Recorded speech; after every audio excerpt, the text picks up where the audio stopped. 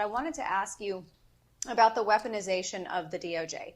We saw parents labeled as domestic terrorists. We saw the targeting of folks like Jeffrey Clark and John Eastman recently. So many of these issues, this 69-year-old grandmother with cancer who just submitted herself to a 2-month stay in a federal prison in Oakland, California for one misdemeanor.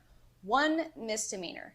This is something, these are stories that you typically hear of in countries that are not the United States, and it's very concerning. Your thoughts?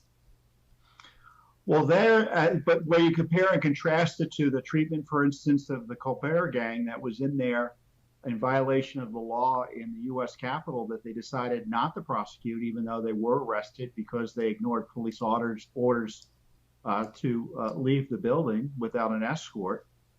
You can see that if you're a leftist, you get treated differently than if you're someone who supports Trump by the Justice Department. But to take a step further back, in many ways, this isn't a political decision. This is the Justice Department and the FBI protecting itself from being exposed for being corrupt.